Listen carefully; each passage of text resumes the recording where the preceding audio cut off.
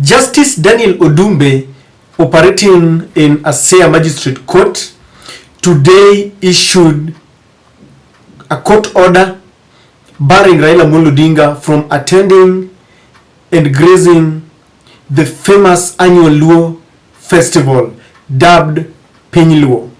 In that order, Raila had been cautioned against officiating and presiding over this long-awaited festival. And there has been a lot of conversation. Some are saying that Raila does not uphold the rule of law. Others are saying that it was very proper for Raila to ignore such orders. Before we get into Raila's conduct, what exactly is this festival, Pena?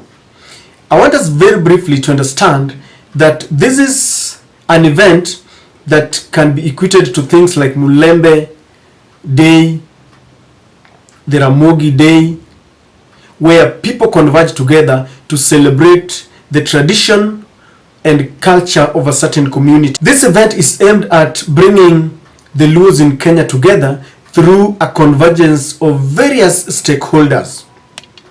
And when they gather together, they are there to showcase the tradition and the culture of the Luo. This is where you will get the best traditional food from the Luo, from all the 4 counties that gather together. That is Siaya County, Kisumu County, Homabay County, and Migori County. Homabay, of course, is the host.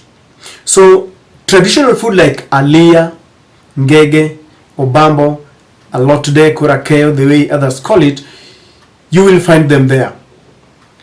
This is also a place where the cultural practices like dances, dodo, mielgoalo, you can find someone to interpret for you. You will find them there. In the traditional instruments like nyatiti, arutu, all that, you will find them there. This is because we have youths who are born and bred in our towns and cities, and they don't understand our culture. So there is a deliberate effort to ensure that we don't lose our rich culture. This is why this event was very, very important, because we want to pass all this from one generation to the other.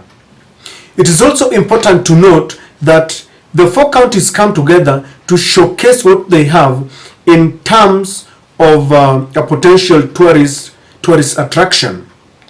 Did you know that sometimes we go outside Kenya when we want to relax and have some nice time, because we think we don't have just enough tourist attraction, scenes in Kenya, yet we have them in our counties, not only in Nyanza but in other places.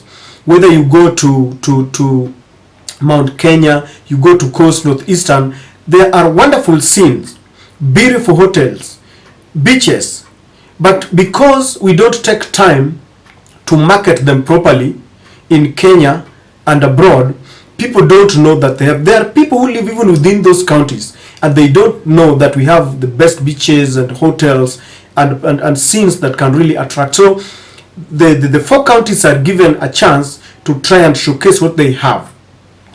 It also brings investors, because the sole reason why Raila Amolo Odinga together with others fought for devolution was to ensure that we don't depend so much on the national level, because money was being concentrated, resources were being concentrated at the national level, and you have to beg the president so that they can offer development. But with devolution, we can do just so much to ensure that we attract and we invest. There are several investors from Nyanza who are investing outside Nyanza. So such an occasion will bring them together, and they will be persuaded that it is good to invest in our counties.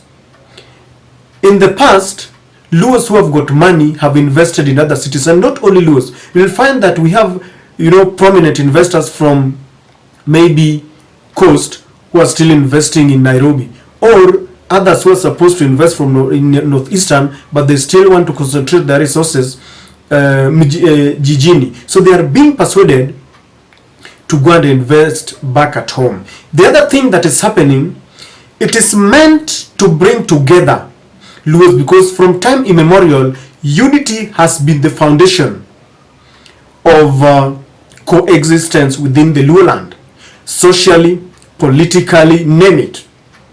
Even though we have fracas here and there and political supremacy battles, but at the core, we always want Luos, and of course, even those who live in Kikuyu land, if you ask, they want peace there and coexistence in the coast, where all the provinces. So it is an occasion that the elders will take to ensure that they preach peace. You know, within the 4 counties, Homabay, Siaya, Kisumu, and Migori, there has been a lot of political crackles, and there are people who are trying to divide the nation along, you know, those clan lines. So they are going to take that opportunity to preach peace.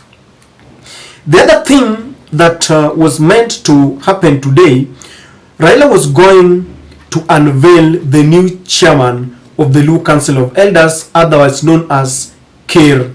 From time immemorial, the most guarded and sacred decision-making organ within the Luo community has been the Council of Elders. It's not only in Luo. I've seen the Kikuyu Council of Elders, I've seen during Chege.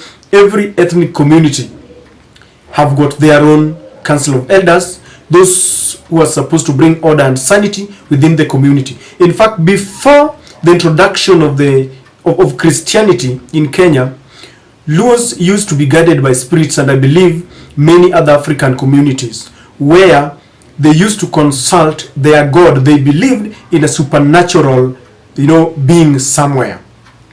So Raila was going to unveil the new chairman, and this is happening against the backdrop of a lot of infighting within the current formation. The Luo Council of Elders is divided in the middle.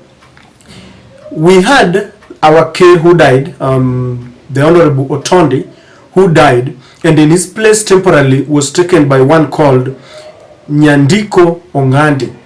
So Nyandiko has been leading one camp.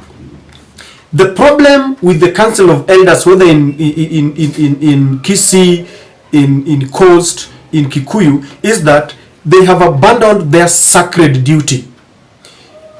In the past, the Council of Elders was supposed to bring order and sanity. They were supposed to, you know, preside over matters and bring peace whenever there was a problem.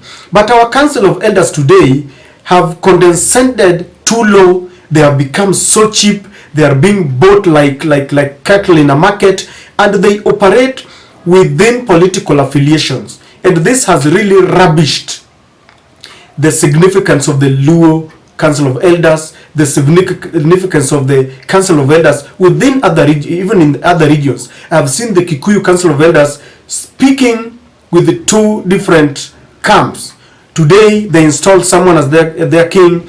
The other day they will converge and say that we don't recognize the other camp. And I've seen the same with Njurin Chege and others. So this is what is happening with the Luo Council of Elders.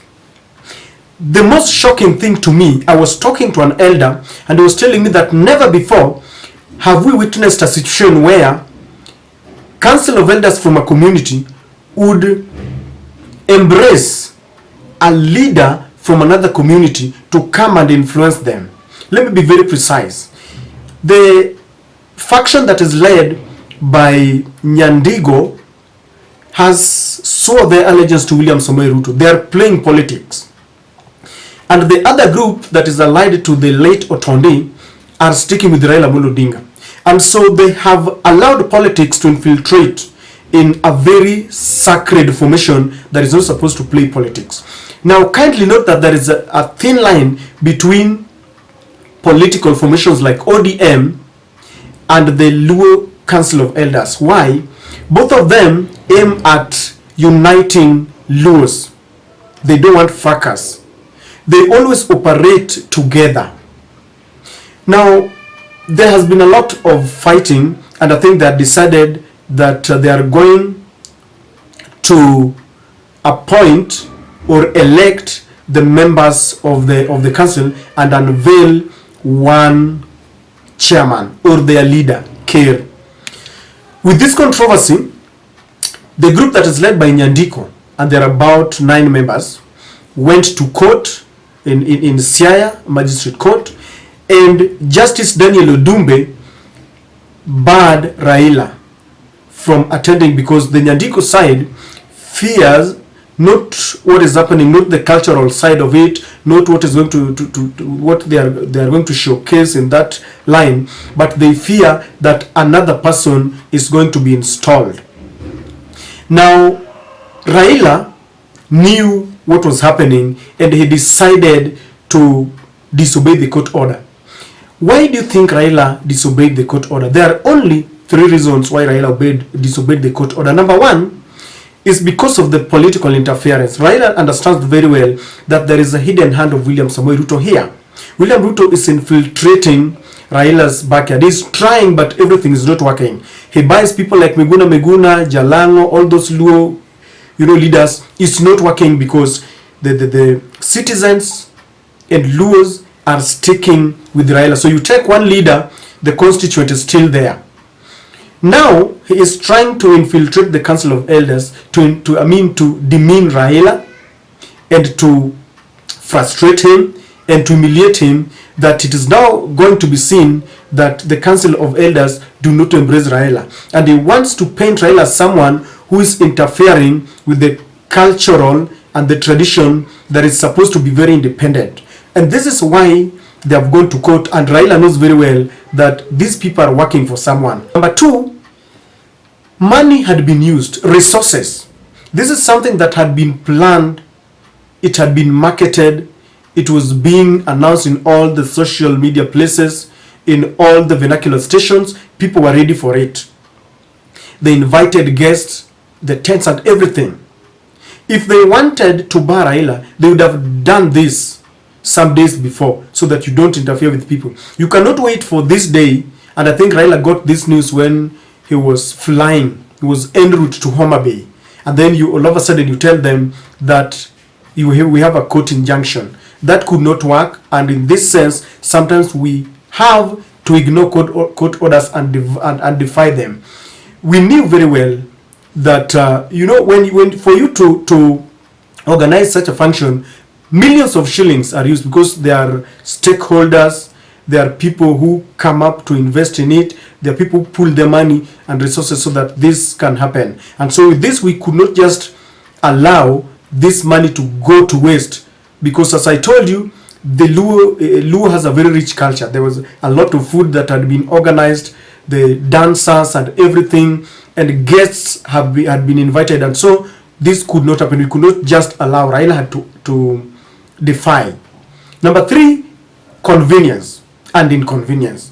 Guests had been invited. There are people who took leave because they wanted to attend this. If you tell your employer that you need a leave and you've given a leave for 2 days, and then such an occasion does not take place, and then with the court injunctions, it can take 2 weeks, you cannot get another time to maybe get another leave. And this is why it could not. There are other investors who had been invited to try and see how they can invest, guests who had been invited to talk to the people. We could not just give them the leeway of interfering with such people, because what is happening here is more important than wrangles. Within some 2 people are fighting for their self-aggrandizement and selfishness. And this is the reason why people are telling Raila that you must ignore this, because we cannot. It is like a function that is guzzling billions of shillings, then it goes to waste. And then the final. Raila is a government on its own. Somebody like this Luo Council of Elder cannot purport to control Raila Amolo Odinga just because he's fighting for the leadership. And ladies and gentlemen, on this, I fully support Raila's move. And by the way, it was a very colorful occasion.